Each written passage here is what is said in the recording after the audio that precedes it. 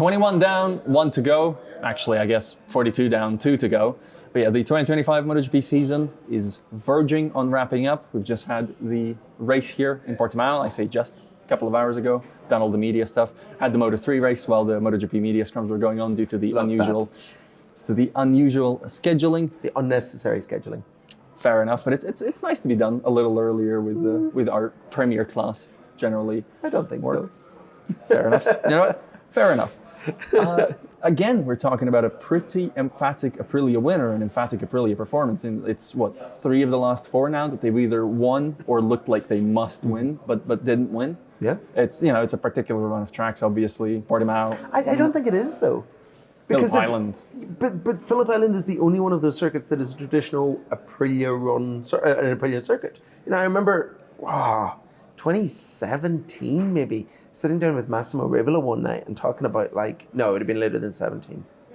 Definitely not 17. He was not there. It was first round of the championship in Qatar, and I remember sitting down with him and running through this is the circuits that we can expect Aprilia this year to deliver victories at, and it was Argentina, Lusail, Phillip Island, Silverstone, and I think maybe one other. Yeah.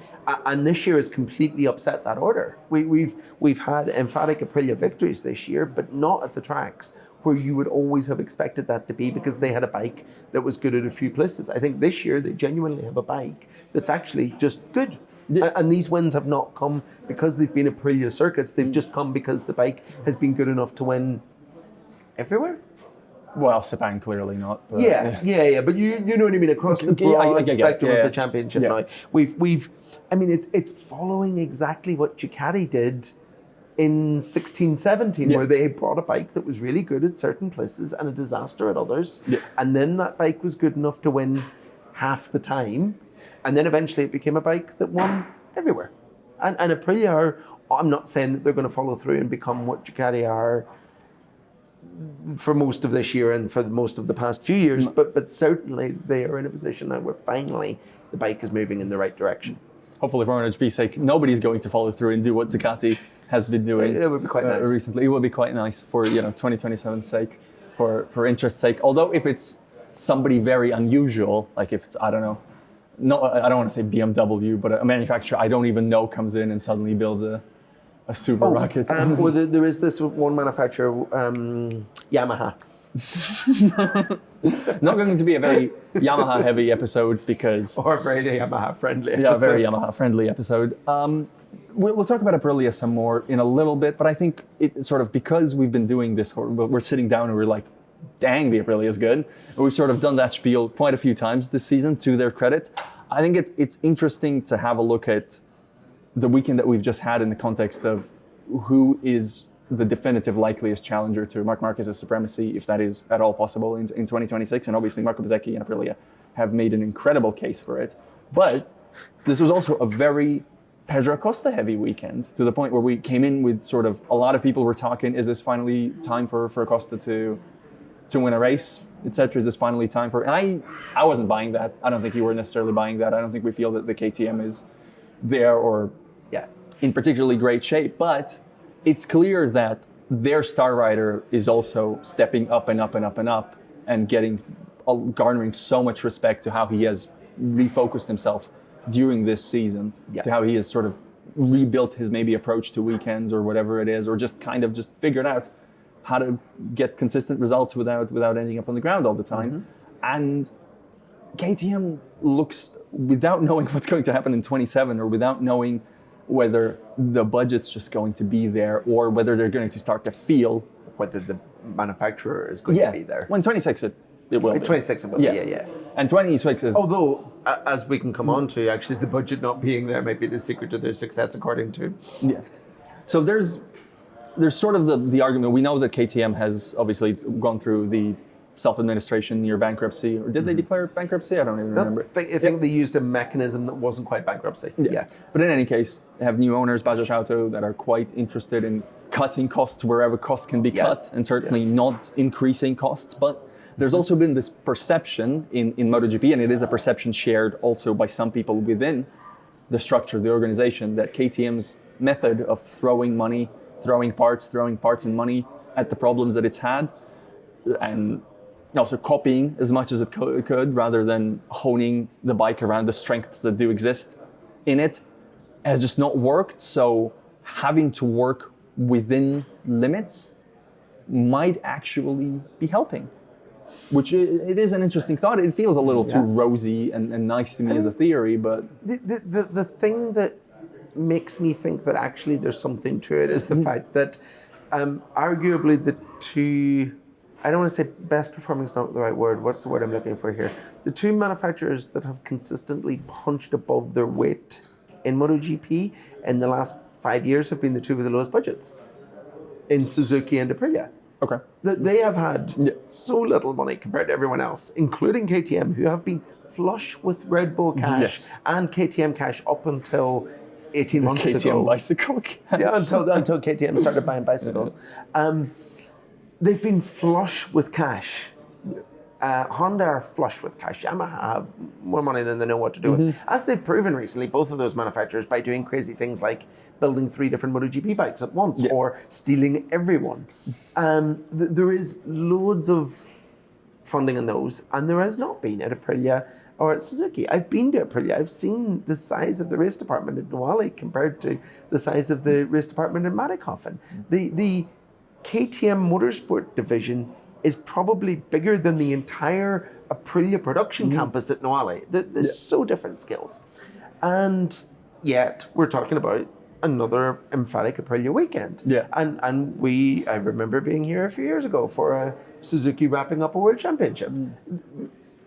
There is an argument to be made that MotoGP is not MotoGP is not F1. Yeah. And that throwing money at things is not a solution. It's not actually the way that you get out of problems. And less is more. For me, it's the one reason to bring KTM into this conversation on a weekend where the Aprilia has been better, got better out of it, secured second in the Manufacturers' Championship, probably... No, statistically their best season ever. Rosier outlook for 2026 than KTM's, but the reason why the KTM is sort of still in front of my eyes when I think about this weekend is the form Pedro has been in and the upper ceiling of what he can even do.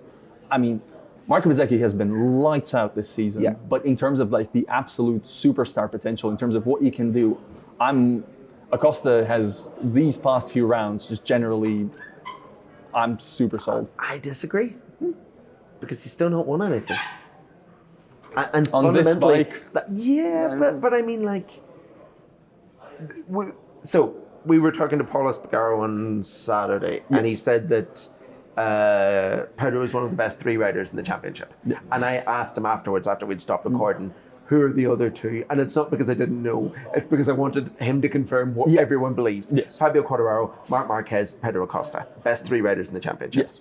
Fabio Quartararo's bike is worse than Pedro Acosta's. Absolutely. And Fabio Quartararo has only not won a race this year because of a technical problem. And yet Pedro Acosta is on a bike that is better and is very much better at certain circuits, including this one, and he still ain't winning races. He isn't even winning sprints. And that, for me, is there's still something missing from the Acosta arsenal, the toolkit, that until I see him in the top step of a podium, we're now 40 races into his MotoGP career and the guy hasn't won a race. That's not what that's for any other rider that wouldn't be a problem. A problem, but for him, that is not the expectation. And I can't believe, no, that's not true. I can believe that we haven't found ourselves in a situation where he's won a race, not by default, but by being in the right place at the right time when others make mistakes, because he's the guy making the mistakes. Not recently. A lot of the time, he's still not quite, I mean, arguably, yes, he's not the guy making the mistakes anymore and falling off. Yeah. But he wasn't perfect. He was riding beyond, and the sprint this weekend in particular, that kind of cost him the ability to be there at the end against Marquez. And if you put Pedro Acosta versus anyone else in a fight right now, I think it's going to be Acosta that runs wide and loses the other guy or lets the other guy through because he's left a gap. It's not perfect. It's not complete enough for me to think this guy's going to start next year and fight for a championship if KTM improve a little bit with the bike. No, I think that's really harsh, but I get it. Like I'm not saying he's the complete package or anything. It's a question of, you don't just prove that you're suddenly the master of definitely managing a race distance just because you've done it for a couple of weekends, especially like, for instance, you kind of want Enea Bastianini or Brad Binder up there enough as a benchmark. Does that, like, you want a weird qualifying where they catch up to him? I asked Pedro about his 21-0 now qualifying record against Brad Binder, and it's 41-0 career versus his teammates. And he said that just because you're beating your teammate in qualifying doesn't mean you're qualifying well, which I don't think that was meant as a shot at Brad Binder. Lord knows I took it as one, because there's kind of no other way to interpret that other than, I'm supposed to dominate that guy over one lap, and I'm supposed to do more. But somebody who's capable of doing that early in his career, I'm always just like, the rest will come. It'll come at the start of next season. It'll come halfway through next season. It'll come. I mean, again, though, he's like, this was his first front row qualifying of the season. Yeah. So the qualifying is all right, but it's still not, it's not Fabio Quartararo who's routinely sticking the bike on pole position on an awful bike. And I know, yes, I'm measuring him against Fabio, and that's not the same. One of them is much more experienced. They come from a different position, different level, different bike. But I don't know. I just don't see everything that I need to see from Pedro Acosta right now, given what I think he should be capable of. Interesting. I mean, again, I think that's harsh, but I do get it. It's unusual that you think I'm being harsh towards the writer of the podcast. I'm usually harsh towards manufacturers, like the faceless nature of it. I'm actually quite kind. We've got some questions from the Race Members Club. Obviously, if you don't know, this week has been the free week, and it's still going on, and it's going until Tuesday and Wednesday. I should have really looked this up, but we've every day of this weekend we've been doing in-car sort of, I guess, mini podcasts, you would describe them, for 20 or 30 minutes. Obviously, a lot to do. Traffic depending. A lot to do with the day's action, but I think we've said some interesting stuff there. I know yesterday we specific. spent longer talking yesterday about the language abilities of various riders than we did about the sprint race. That sounds very harsh. That sounds like we were grading them. Well, we were essentially, but it was very complimentary, I think. Anyway, if that sounds like the kind of stuff that interests you, because honestly, it felt quite interesting when we were speaking about it. People seem to enjoy it. If you have not checked that out, and that it sounds like something you would be interested to, free week, use that opportunity, then see if that's maybe something you want on a regular basis as part of your life. Anyway, here's some of the questions. Jamie Morgan asks, what comes first, Acosta win on KTM or win on another manufacturer? Or maybe you're Simon and don't believe he's ever going to win at all because clearly he is a fraud. I did not say that. I mean, that's an easy one because it has to be a Pedro Acosta win on KTM because he signed up to ride for them for another year. Yeah. It has to happen. If it doesn't happen, if he still isn't a race winner in 12 months' time, I feel like you kind of have to be in my camp on this then. Well, it depends on what happens with the KTM project. Because, Fabio isn't a race winner this year because his ride height device didn't agree, but also because all other weekends have been... No. Yeah. But I don't... No one seems to think that KTM is going to go in reverse gear for next year. The guy who has been extensively testing the 2026 bike this week, Paul Espargaro, doesn't think that it's going to go in reverse. He believes that they've got a better bike. He's caveating it by not knowing how good everyone else's bike is going to be, which is fine. Yeah. Although, bearing in mind, he does know how good everyone else's bike is to an extent because he's been testing alongside everyone else's bikes. Yeah. So he does have a bit of a feeling for that. So I don't think they're going to go backwards. Also, he's a TV analyst. His job. I mean, he's really good at talking to the media these days because he's the media. Always was. Yeah, he always was. But I think he's got even better at it because he knows how far he can push it now. And as a rider, you're always a little bit more wary. He's a little bit more comfortable with it now. I'd say win on KTM, but if you definitely press me on, like, are you 100% sure it's going to happen in a Grand Prix rather than in a sprint? There, I'm... But it doesn't matter because, as we've both said this weekend repeatedly, sprints are races. It doesn't matter where. I'll get to that in a bit, but like, what was more worthy of counting as a win, the sprint dogfight or the Grand Prix? Which I mean, this is not a general value judgment, and it's not like that. A win definitely has to be earned in battle. It's fine if you're just quicker than everybody else, but that was so clearly a race worthy of recognition. There was Marco Bezzecchi felt like he had very little jeopardy in the race on Sunday once he got to the front. Yeah. Whereas Pedro Acosta and Alex Marquez felt like there was jeopardy in every corner in the sprint 100%. because they were so on the limit against each other, which is nice. That's a nice thing. Marianne Lazowski asks, does KTM have any chance of retaining Acosta, she means for 2027, pushing to the absolute limit, but the bike seems to be the biggest factor in why he hasn't gotten his first victory. Now, I know, Simon, you have spoken to Pedro Acosta in the conversation, gave you, well, not just, gave you the impression, but also the on record, I believe, confirmation that he would consider it. I'm on record as saying, I don't understand why he would. No offense. I mean, he's very obviously someone who's not money oriented. Sure. And I think if in 4 or 5 months' time, so for me, the real crux of next year's silly season, I think, is going to come mid-May, whenever there's maybe the first chance to try 850s on Pirellis. Yep. I think that's going to be when contracts are looked at seriously. And I think if Pedro Acosta wins a race or two, or is consistently in the podium like he is now, at the level he's at now, in the first 3 or 4 races of next year, and then we go into that test and there's a new KTM that's as good as the bike he's riding, relative to the others at least, and KTM come to him and say, look, we've spent money building a motorbike, we don't have a huge amount of money to give you in wages, will you sign for us for another 2 years because this bike actually might win things? I think he'll sign. Look, you know what, my issue there is mid-May, in the sense of that theory is like, it's totally acceptable to me, and it could very well play out that way. What I do think is what hurts it, he is not the only disgruntled-ish great free agent for 2027. And he said publicly on the record that he feels 2027 is kind of a dice roll, 50-50. You just, it's a new set of regulations, new bike. Pirellis, which presumably everybody considers as like the big change. No, I mean, look at it, the Moto2.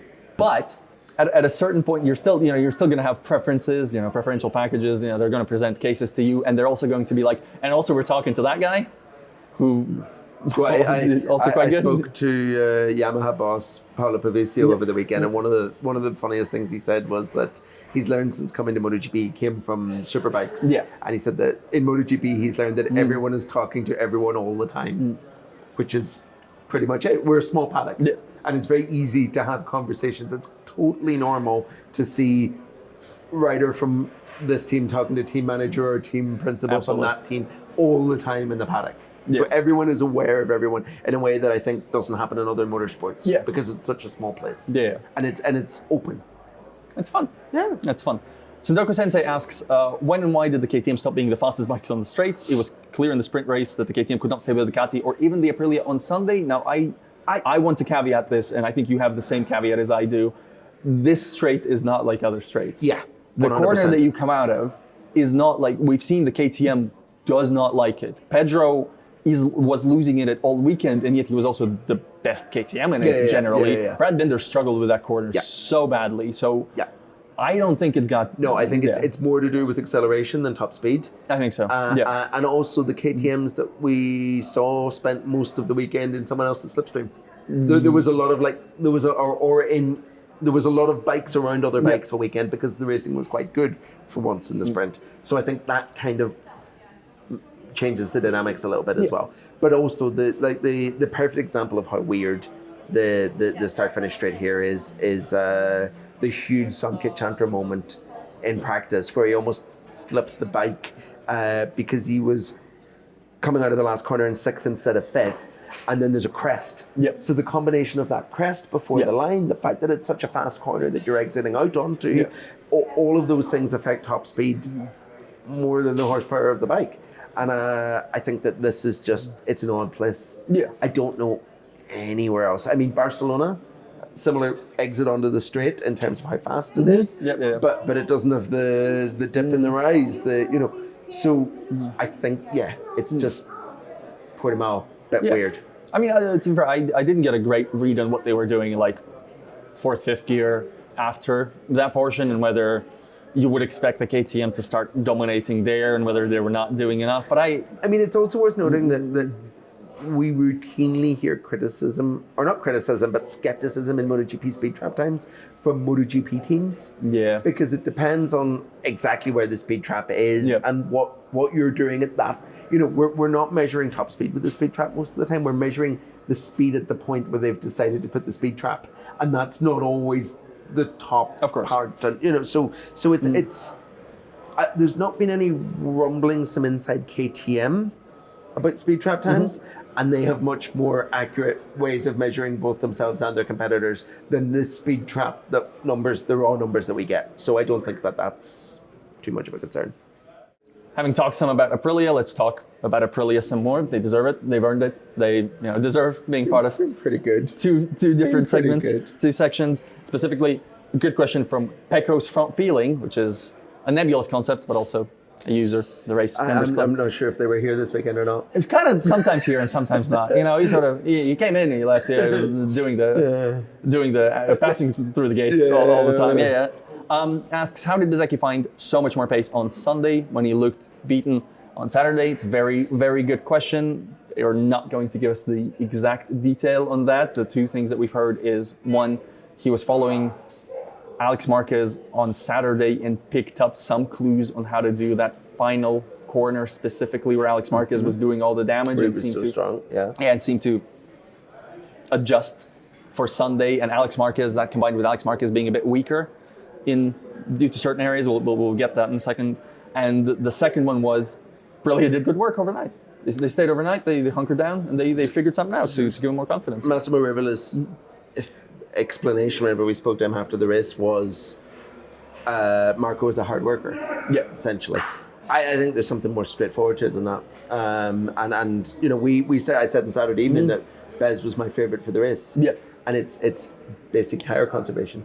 I think he's better at managing a full race distance than either Alex Marquez or Pedro Acosta, and especially Pedro Acosta on a KTM. Yeah, and I think that he just had more to play with. Yeah.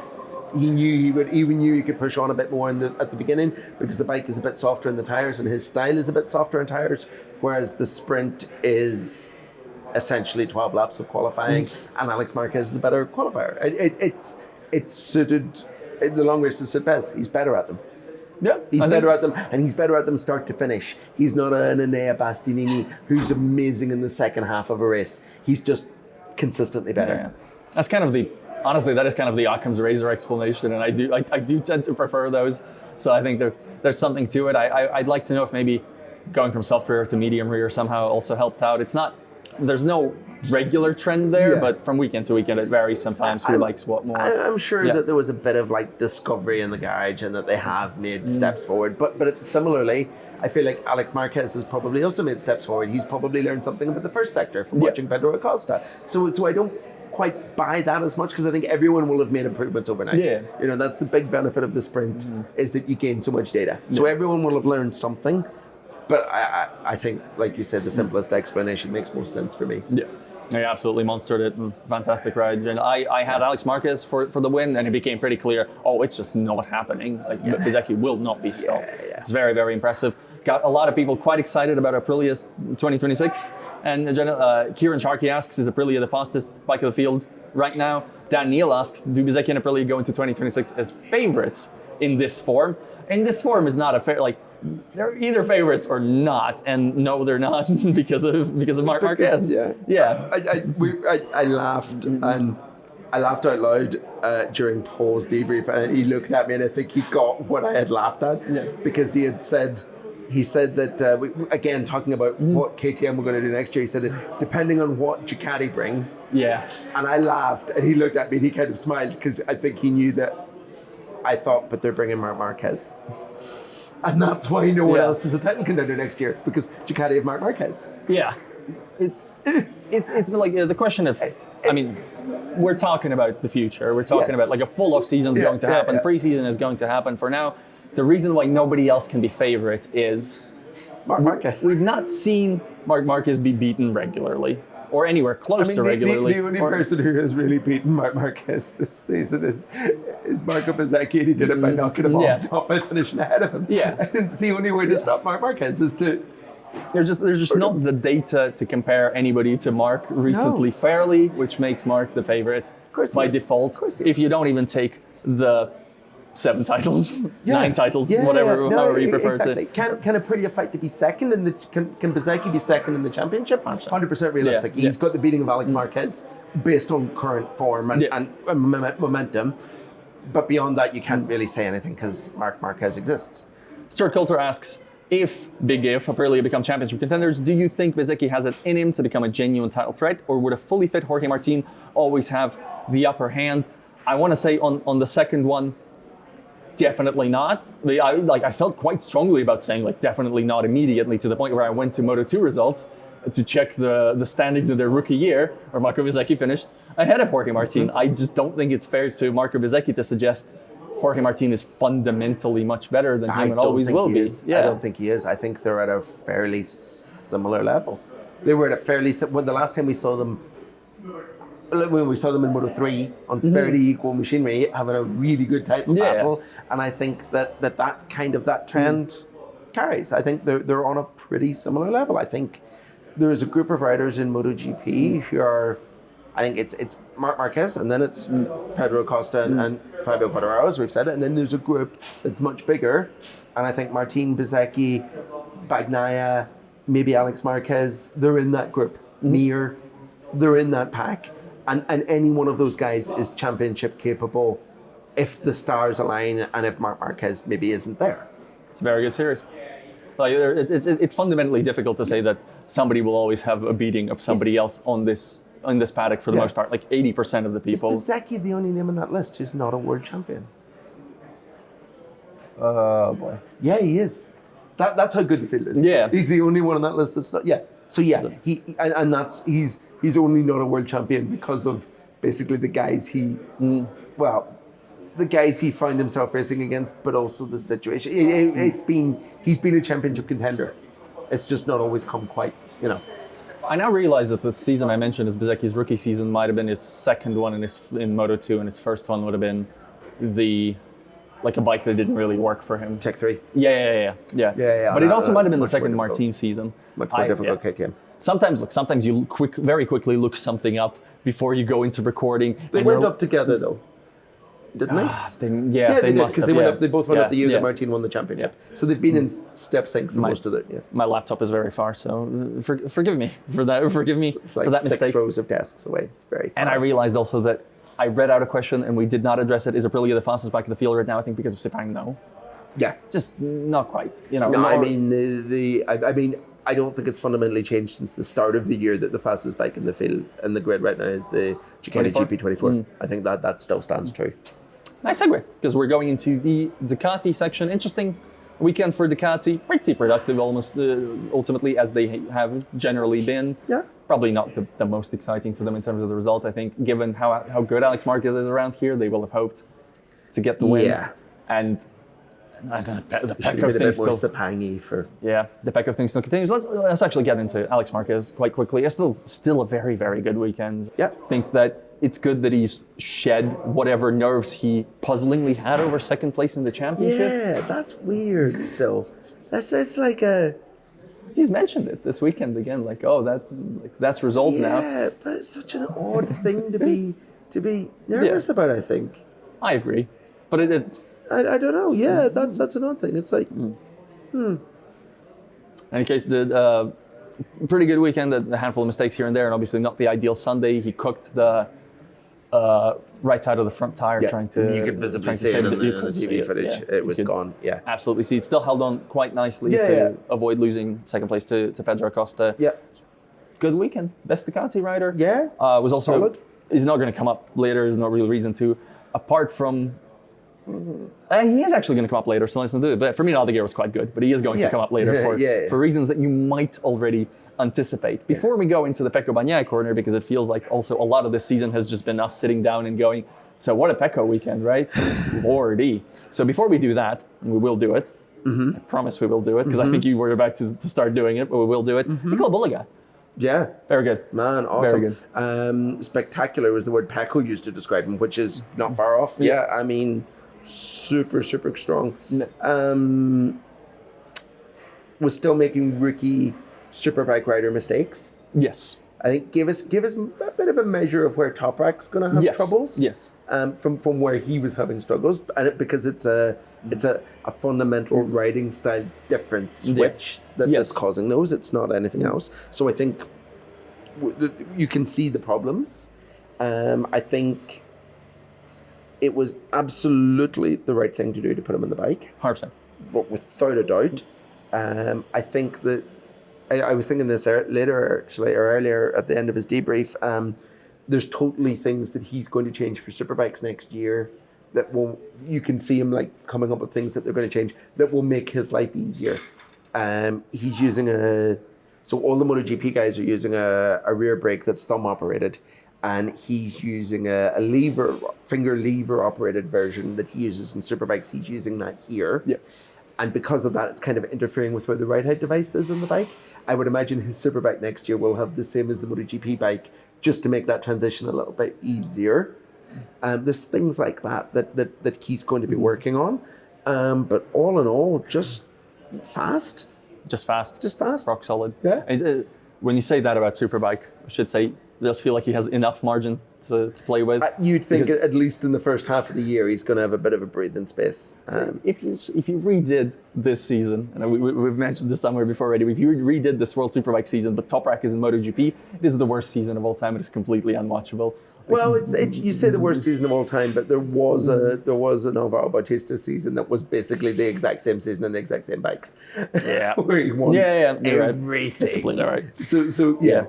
But it would be, it would be very, domination. Very rough. I think it's funny you saying that, because actually now I'm thinking of a load of seasons where there's been a factory Ducati that, like Neil Hudson's winning season in 04 was exactly like that. Right. The only person that could beat him was his teammate, and that was very rare. Yeah. So yeah, it's a kind of a Ducati superbike trade, but I get your point. What I want to say about Bulega and in relation to the challenge Toprak will face is, of course, no preseason for Bulega. So what that means is this is not necessarily 100% a yardstick for Toprak, because he is going to get a lot of time to start rewiring himself. You said no preseason, but Toprak or Bulega did give away something quite interesting today, that he's doing the test in Valencia. Oh, wow. He said he was testing in Valencia on Tuesday, the end of his debrief. So a little bit of the preseason at least. Yeah. No, and maybe before this weekend, as I meant. Yeah. But I mean, maybe there's also a way to send him to the shakedown as well. Yeah.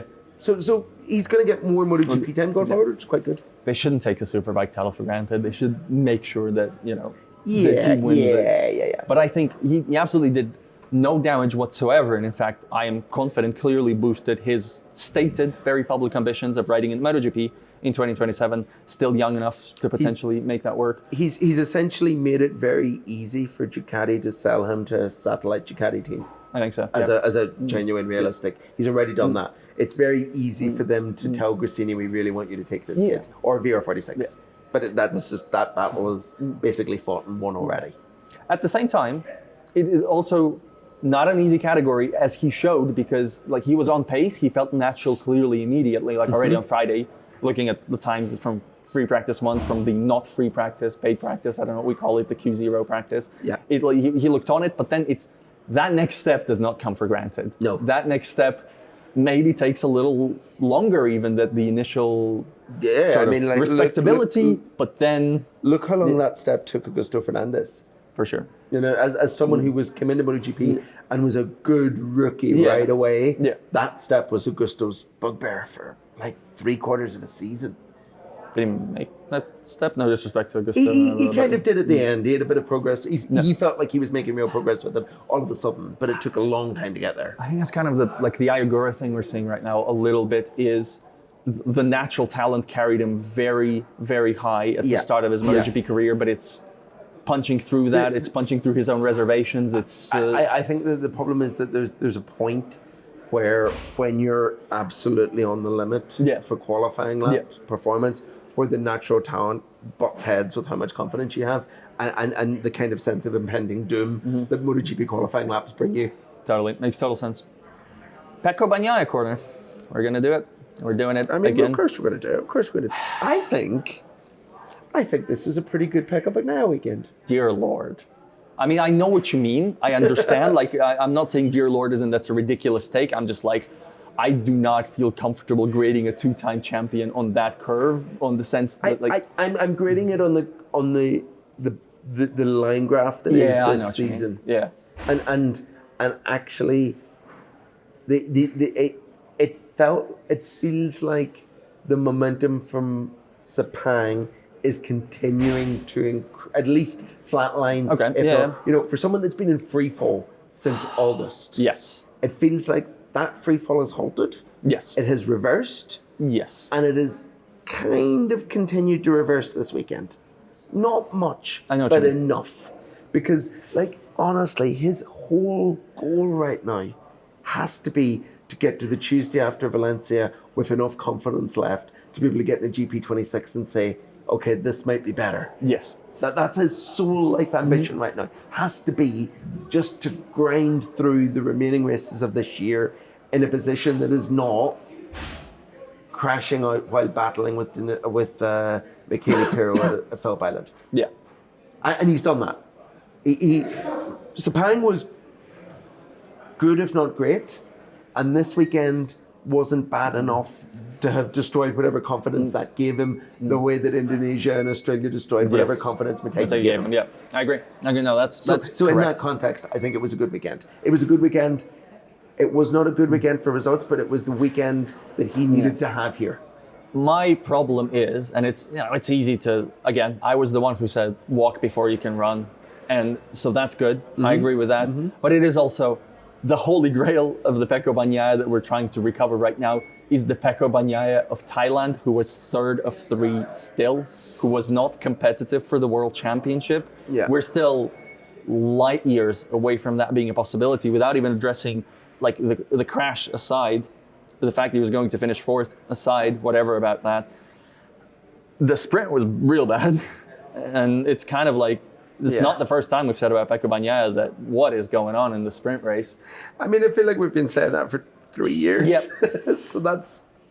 It's kind of a miracle that he won under this format. If half of it, the less valuable half he cannot reliably do. Yeah. But, which, I mean, he could. He's won plenty of them. There was no problem with it in Japan, but... Yeah. But the sprint was not good. He cooked the tire, didn't he? It's not even clear why necessarily. Well, it kind of was to me from what he said. I think it sounded like a bit of, almost like a bit of impatience. It wasn't Pecco had a bad sprint because Pecco can't ride a bike with a smaller fuel tank in the sprint races. It was Pecco got a bit carried away and was still a bit unsure of what bike he was going to find because of the ups and downs, and cooked the tires because he wasn't concentrating on something that normally he's pretty good at. Yeah. I think if you gave him the sprint, if you sent him out immediately after the sprint to do the sprint over again, he would have had a much better sprint. I think it was kind of a consequence of circumstance rather than a specific issue. Yeah. I think he kind of got away with himself a bit, and it should have been different. I believe that. It should have been a better, Yeah, but I believe that. I still not impressed. But I will put it that way. But that's I guess that's me this year when it comes to most things. It's only normal. I mean, that's Jez asks, the commentators were discussing Pecco's likelihood of retaining 3rd in the World Championship. I think he must have asked this pre-race because post-race that likelihood is very, very close to a flat old zero. Win. Both. He needs to win both races. Oh yeah, literally both. Yeah, he needs to win both races, and for Bezzecchi to score no points. To complete disaster. So, no 3rd place, very, very much impossible. And to be fair to him, to his absolute credit, we asked him about it, and he said, "Well, Bezzecchi deserves it more." Yeah, which is fair enough. That's a fair amount of humble pie there. And part of that question was, and that part he either didn't hear or didn't really feel like opining on. Which riders do. Sometimes they just sometimes choose not to hear half the question if they don't want to answer it. Not usually a Pecco thing, I would say. Not usually. Depends. I mean, he's not the greatest mood today, for obvious reasons. 4th looks quite shaky now. It's very possible that he will lose fourth to Pedro Acosta. I think that one doesn't matter because I think anything lower than third is already the same level of catastrophe. And also Ducati bonuses tend to start. Yeah, no, I did think like that's the reason. Yeah. Third has probably cost him a holiday. A very, very nice holiday. So yeah, it's been difficult. Yeah. And we're back to Fermin Aldeguer, as I promised. Dom asks, love hard racing, but how did Aldeguer get away with that one on Brad Binder? Duncan Bertram asks, should Aldeguer have got a long lap penalty for the Binder? Bard suspect this question will highlight the difference in opinion between Simon and Val. I believe Duncan is correct in his expectation. Strongly should not have got a long lap penalty. No, to be fair, maybe a drop one position. Drop one position, I would say. Although, the one thing that the kind of was actually when we spoke to Brad Binder was like, it wasn't terrible. It wasn't quite as bad as it looked on TV. And I think, look, we've already had this conversation on the stuff we did for the Members Club on Patreon last night, didn't we? About how maybe if he'd done it to someone who wasn't absolutely capable of doing it to him, and there'd been a bit more arm waving and gesticulating and time lost, there would have been a penalty for it. But it didn't really affect Binder that much. And I think that's probably what the stewards looked at a bit. I mean, it isn't like he sent him to the moon, into the gravel trap, or a mile off the track and cost him minutes. I really don't like that though. I understand what you mean. I understand sort of the logic, but for me the thing is, and I'm going to use a football analogy without getting into any specific names, even though I'm thinking of some specific names right now. But this will be bad for this podcast and for me being like, But sometimes they talk about players who will like dive at the smallest contact in the penalty box, right? And they will exaggerate, and players who will swallow the contact and try to play on. Jack Miller. What I definitely know from all my time watching football is the players who swallow the contact do not benefit. And it's bad because that actively encourages you to whine, to exaggerate, to make a fuss out of it. We know that in football, and I feel like we're starting to know that in MotoGP too, that you need to make a fuss. I disagree. I think I get your point completely, but I actually think MotoGP is actually going away from it a bit, because I think I think that was a system that worked well under the previous stewards, under Freddie Spencer. Yeah. I think with Simon Crafar, the riders for the longest time didn't like the inconsistency. Right. And I think that they felt like you maybe had to do a bit of arm waving to get attention. Fair enough. Under Simon, they've been told that rubbing is racing to an extent, and we will allow what you want us to allow, basically. Because even the guys that are kind of the quietest in the grid have been fairly adamant in saying, we want to be able to race. And I mean, Aleix has said this. I don't know, I brought him up a couple of times jokingly as the guy that waved his arms and everything. But even Aleix has kind of admitted that it was theatrics because it was attention seeking, because he knew that it was using the rules to your advantage. And the rules have changed. Even though they've not changed, they've changed because the person applying them is different. And I think this is going a bit towards, I think it's a better system. Yeah. And I think, because I can't actually think of that many examples this year where there's been a call that you would say is kind of 50-50, and it's got attention because there was a bit of arm waving and the stewards went further than they did with this. Yeah, I agree. They've been harsher on punishing things that are obviously dumb, but less harsh on punishing things that are racing. And that was racing to an extent. No, it was absolutely racing. And I think the edict from the grid and the general preference from the grid is to let stuff like that go. Yeah. Most riders will say that unless they're on the receiving end. And sometimes riders like Brad will say, you know what, I'm fine with this. Yeah. This is okay with me. So Jack Miller got done twice by Fermin Aldeguer in the sprint race on the opening lap. Jack said he had been center punched by him, which is a great turn of phrase.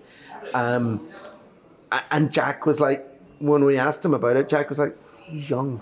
Yeah. And Jack was young once and did stupid things. And I think that there's that will wear thin for me, especially going into next year. That won't last. But I think right now as it is, it's like, it's kind of indicative of the fact that there is a new understanding of what you can and can't really do in the grid. Yeah. And no one's too upset by it. Here's my thing. I guess I'm upset by it, and it You're sounded not on like the grid. absolutely. I'm not on the grid at all. Not even close to being on the grid.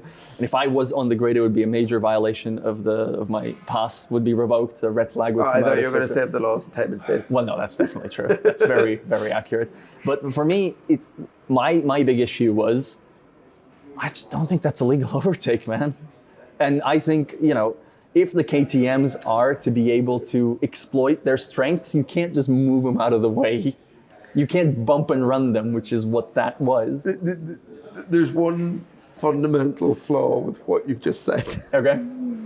That the people who enforce the law think it was a legal overtake, and that's what the whole argument. And I've not said that to criticize you. I've not said that to whine. Yeah. But essentially, and that's what I'm getting at. The interpretation of the law has changed. Let me change that then. Although that is also the wrong way to use that word, as I know with a bit of a political science background. It was an illegitimate overtake, is what I'm going I would have said it wasn't clean. And it wasn't. It wasn't clean. It also wasn't completed. He moved him out of the way. He compromised him by using his bike as a bit of a weapon. I mean, I just don't like it. I don't like it. And I say that as like, I will never be accused of being a Fermin Aldier hater, now will I? So when I say I don't like it, you can believe that's coming straight from the heart. Michael Lozelle asks, this is relevant to what you mentioned earlier, how are the teams and riders in your perception feeling about Simon's regime? They love him. They love him. That way. They really do. Yeah. There is so much, and there has been since day one. The perfect example for me of how much respect there is for Simon, we have to go right back to Argentina. And it's so long ago, I can't even remember if it was Raul Fernandez or Raul's brother Adrian who got penalised on Sunday. What for? I can't remember. That's how long ago it is, because my brain is. But I remember this. I asked Raul about it, and he was like, "No, it must have been Raul got penalised," because he told me about going to the stewards. Yeah. And he said that they'd went to the stewards, and the penalty was bullshit, and he didn't deserve to be penalised. But Simon Crafar was so upfront with him. He explained everything. He showed him exactly what they were doing. They had a really good dialogue about it. None of that happened under the previous stewards, and that's all they wanted. Yeah. And that view has not changed from the entire grid. Simon speaks to them. I think he spoke to Fermin about Miller, about that incident on Saturday afternoon. I think there was a quiet word, and he's really good at that, the quiet word. And you shouldn't be doing this, try and not do it again, to kind of manage these things, to help them find the line. Because too often with Freddie Spencer, the line that you have to be on one side of zigzagged from weekend to the other, and you never knew how far away from it you were. Whereas at least with Simon, the line is straight, and you're given, whenever you come towards it, you get nudged back. Yeah. And that's good policing. That's the way it should be. Big tests will come, because I do think it's a honeymoon period. I think we're going to have some challenges. We're at the point now where we're getting away from it being a honeymoon period. 20 races in. Fair. You know what? Good point. We're getting away Very from good that point. now. And I think that it feels like the stewards are operating a little bit within constraints that they're making. Yeah.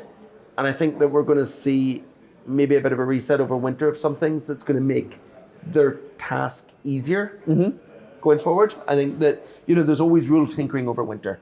And I know that there's rules that need to be tinkered with at the minute because of things like the new rejoining in the last 3 minutes of sessions that is still a bit, whenever rules are introduced mid-season, they're always a bit rough. Yeah. And I think there's going to be things that'll be smooth for next year that'll make the stewarding actually, I think Crayfar's second year will be better than his first year. Fair enough. So I do have to bring this up because I found it interesting. When you said Miller incident, my brain was immediately like incident. Sorry, because because there was two. Yeah. So he barged them at turn 3, which you can see from the helicopter cam. Then Miller got ahead in the general melee, and then apparently Aldeguer did it again. You can't see that from the helicopter cam, but since Miller was truthful about the first one, I have no reason to think it was. But this goes back to the racing incident thing of you can't really say that Fermin deserved to be penalised for the first one if Jack was then in front of him on the same lap.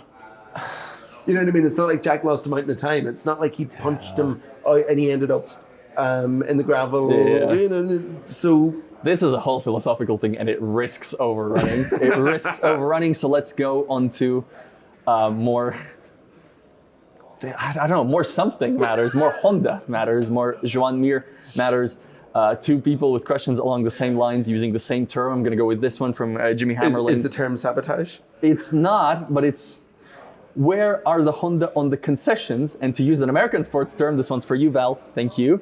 Are they tanking to keep them? Tanking being, of course, deliberately losing or deliberately underperforming.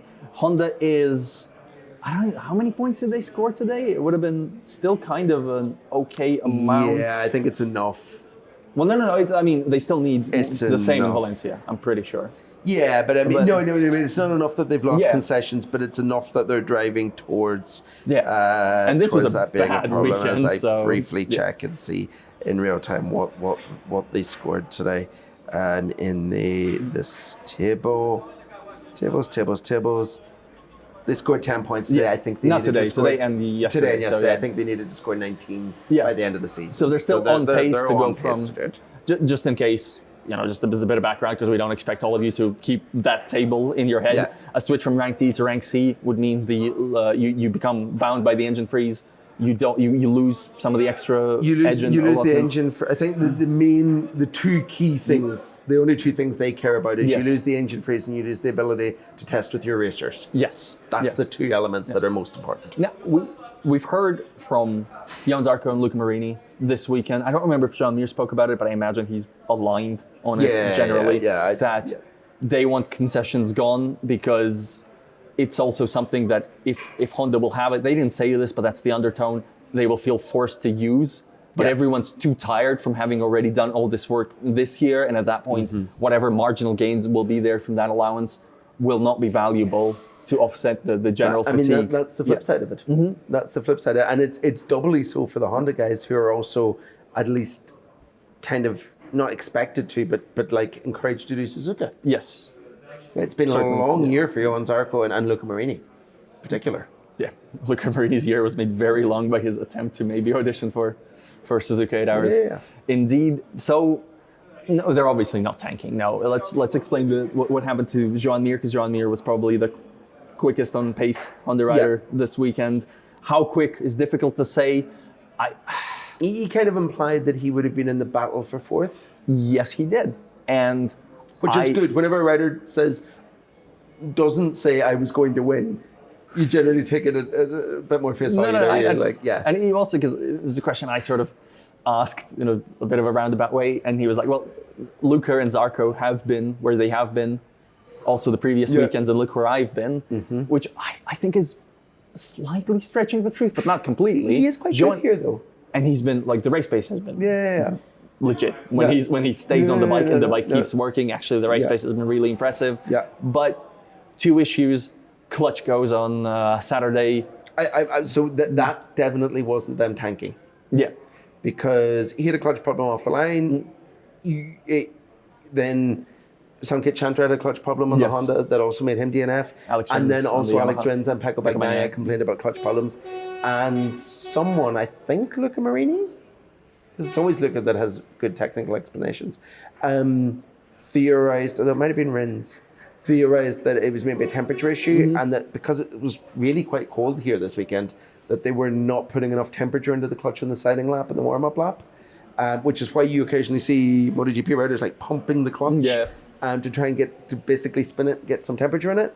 And that maybe that was the problem, that they hadn't got enough temperature in it and it had messed up, basically. That beeping is the Aprilia trucks leaving to go to Valencia already. And somebody opened the door. Yeah. It's like, let's give us more beeping, Let's please. make it louder. That's very nice for our audio recording. So I'm pretty sure that that's Saturday. Yes. An issue that lots of people had. It's just clearly not tanking. They didn't go into what the Sunday problem was. They're not going to blow up Joan Mir's bike on the open. Yeah, I mean, it was, so the bike didn't stop. Yeah. The bike did the thing where all the lights in the dash come on. But they're also, I mean, they're running experimental engines that they're modifying all the time to go faster and faster. Engine problems. Yeah. But MotoGP bikes generally don't blow up anymore. all the lights in the dash come on, and then the bike cuts power and tells you to ride home. And then that's basically what happened. The engine didn't blow, but it's an engine blow up. Yeah. And that's, it happens. But I don't think people are seriously asking about the tanking. Yeah. Let's go into just one more quick thing. A lot of people noticed that the sprint wasn't great.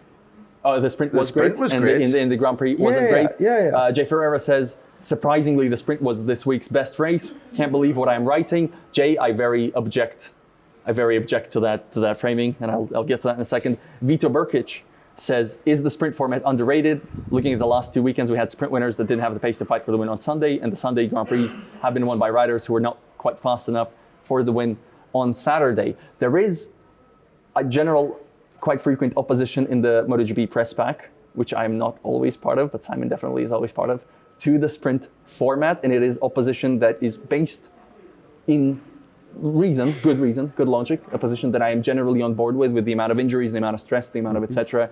However, that opposition gets overegged so far, sometimes with the suggestion that the sprints are always boring and the Grand Prix are always better than the sprints, which I think is patently, objectively always has been false. And I've heard a lot of criticism for the quality of the sprints.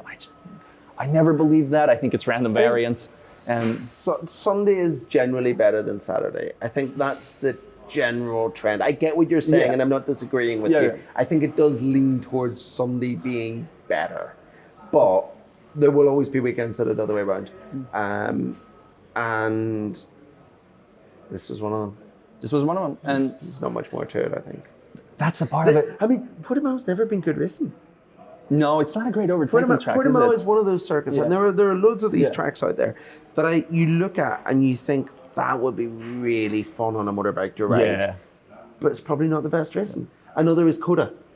There's some circuits that look great and are great, but they just don't deliver the best racing. We both went trackside this weekend. It's a gorgeous place with all the undulations. It's one of my favorite sites in all of MotoGP, and you don't even have to go outside. You can do it from the media center. From the window just over there, I know if you're listening to the podcast, that doesn't make much sense. There's a spot where you look out and they go into the penultimate 2 corners. And essentially, it's like that street in San Francisco that curves down the hill, but in reverse. You can see the bikes going all the way to one side and then all the way back again and then all the way back again. That's really cool. I like that. I know that street from having played underrated racing game, Driver San Francisco. Shout out Driver San Francisco. They did not pay us for this promotion because that game is very old and generally kind of discontinued and a little forgotten. It was a very, very good game. I really enjoyed the sprint. I thought it was good. I think for all if I was totally free of the injury and stress concern, which I'm obviously not, it's such a huge part of it, I do like that for the format because it gives you 2 shots at a good race and enough changes between them. Yeah. I like it in principle. I just don't like it in a 22 race calendar necessarily. Although I wouldn't also say I hate it. I feel like the responsible position is to be against it because the grid is consistently unfit as of this weekend with Raul Fernandez's accident. There will be 12 riders, assuming hopefully everybody gets through Valencia. There will be only 12 riders out of the 22 full-timers who will have done every Grand Prix. It's not great. It's not great. It's not fantastic. No. And it's worse in other classes. Yeah. There isn't, I think every team, there is no team in Moto3. And I know that we're talking about Moto3 doesn't have sprints. Yeah. But the sprint format has affected everyone by compressing their weekends. I think every team in Moto3 has had a substitute rider this year now. Yeah, my joke through the weekend was that Dorna should have, Sears promoter Dorna should have Joel Esteban on retainer as a sort of roaming stand-in rider. Which he basically is because he's gone from team to team this year, hasn't he? Yeah. Anyway, we'll get into a bit of that at some point, with the Moto3, Moto2. The Moto2 title race took another interesting turn this weekend.